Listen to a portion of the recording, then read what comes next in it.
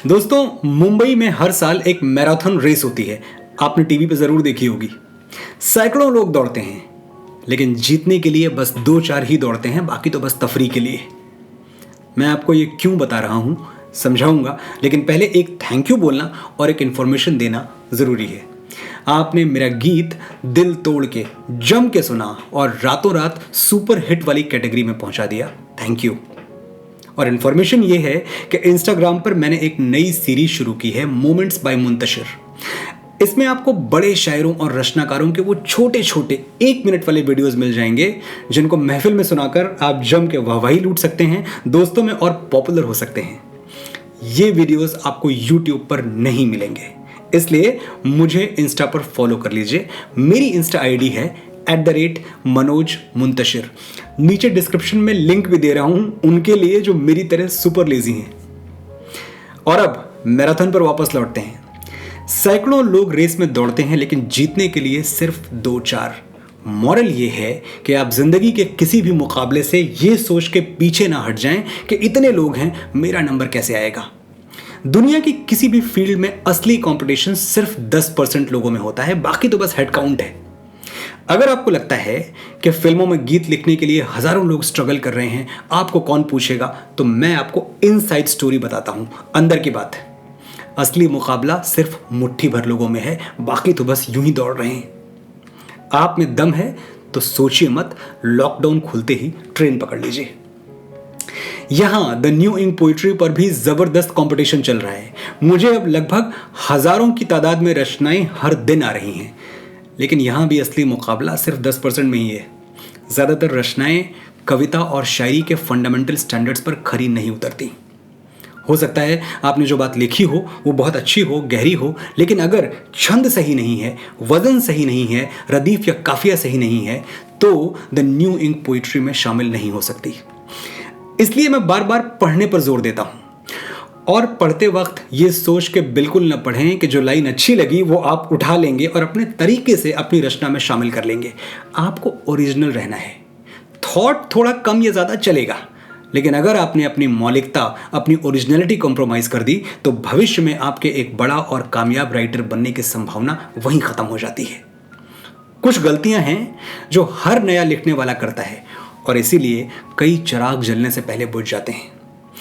मैं इन गलतियों की एक लिस्ट बना रहा हूं और बहुत जल्द इन पर एक वीडियो भी बनाऊंगा, ताकि मेरी और दूसरों की गलतियों से सीख के आपको फायदा हो।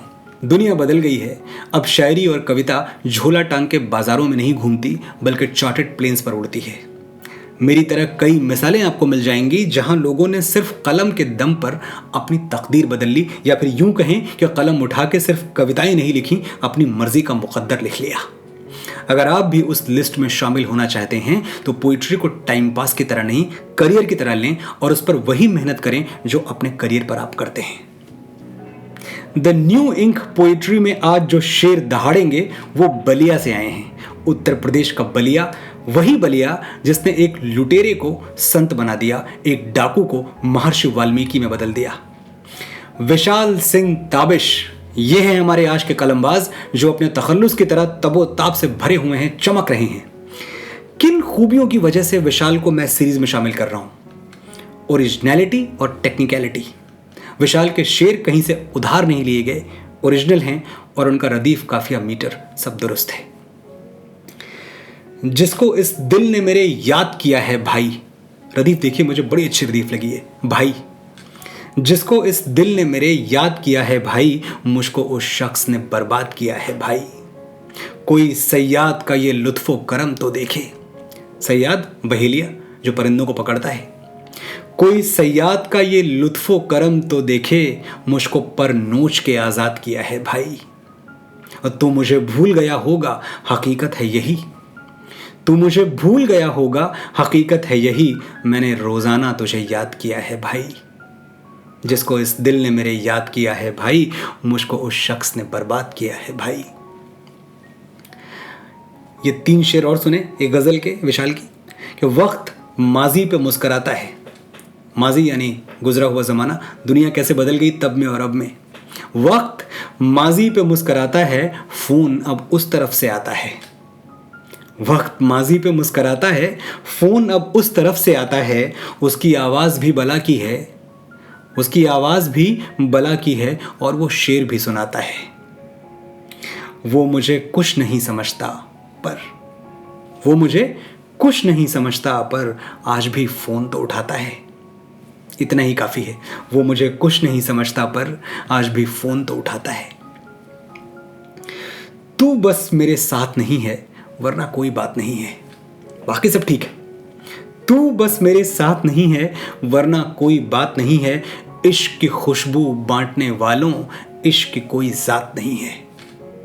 इश्क की खुशबू बांटने वालों इश्क की कोई जात नहीं है, तुमसे हार गए हैं वरना दुनिया की औकात नहीं है। तुमसे हार गए हैं वरना दुनिया की औकात नहीं है, और वक्त नहीं तो वापस कर दो। तेवर देखें आप, वक्त नहीं तो वापस कर दो, दिल मेरा खैरात नहीं है। ये 3 शेर और देखें विशाल के। डर है घर में कैसे बोला जाएगा। कोई भी जब क्रांतिकारी कदम उठाना होता है एक स्मॉल टाउन के लड़के को, मैं भी इससे गुजरा हूँ, तो सबसे मुश्किल चीज़ होती है घर में बोलना। इश्क हो गया तो घर में कैसे बोलें, फिल्मों में गाने लिखने हैं ये बात घर में कैसे बोलें, ये घर में कैसे बोलें, वो घर में कैसे बोलें, बहुत मुश्किल मुद्दा है ये। कि डर है घर में कैसे बोला जाएगा, छोड़ो जो भी होगा देखा जाएगा। डर है घर में कैसे बोला जाएगा, छोड़ो जो भी होगा देखा जाएगा। नंबर लिखकर हाथों में पकड़ा देना, नंबर लिखकर हाथों में पकड़ा देना, तेरे घर एक छोटा बच्चा जाएगा। ये एक सीन है। विशाल ने 2 लाइनों में एक शेर में आपको एक सीन दिखा दिया। मैं बस उसका चेहरा पढ़कर जाऊंगा। ये शेर मुझे बहुत पसंद है और मैं चाहता हूं कि जो भी लोग मुझे सुन रहे हैं ये शेर खासतौर से नोट कर लें कि मैं बस उसका चेहरा पढ़कर जाऊंगा, मेरा पेपर सबसे अच्छा जाएगा। ये नयापन है, ये नया अंदाज है, ये 2020 की गजल है। मैं बस उसका चेहरा पढ़कर जाऊंगा, मेरा पेपर सबसे अच्छा जाएगा। एक और गजल सुने आप विशाल की। सरे महफिल वो अच्छा बोलता है, सरे महफिल वो अच्छा बोलता है, मगर वो घर में कड़वा बोलता है। सरे महफिल वो अच्छा बोलता है मगर वो घर में कड़वा बोलता है, छुपाएंगे कहां तक अब गमों को, दिलों का राज चेहरा बोलता है। तेरी दस्तक पे तो मुझसे भी पहले, अच्छा शेर है, तेरी दस्तक पे तो मुझसे भी पहले मेरा ये बंद कमरा बोलता है। झुकी है बाप की गर्दन शर्म से, झुकी है बाप की गर्दन शर्म से, कुछ इस लहजे में बेटा बोलता है। मुझे बहुत पहले के लिखे हुए अपने 4 मिसरे याद आ गए। कितनी इज्जत है नए दौर के इन रिश्तों में, इस हकीकत को अनायास ही दिल भांप गया।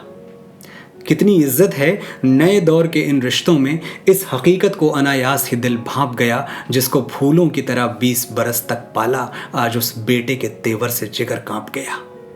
मुझे मेराज फैजाबादी भी याद आते हैं। बुलंदियों की ढलानें उतर रहे हैं हम, सिमट रही हैं दिशाएं बिखर रहे हैं हम। बुलंदियों की ढलानें उतर रहे हैं हम, सिमट रही हैं दिशाएं बिखर रहे हैं हम। सिला मिला है बुजुर्गों से बेनियाजी का, कि आज अपने ही बच्चों से डर रहे हैं हम।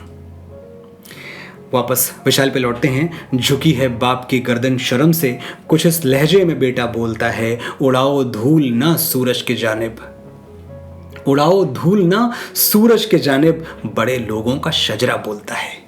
क्या अच्छी बात है। ये अलग बात के खामोश खड़े रहते हैं, पता नहीं किसका शेर है, बड़ा अच्छा शेर है।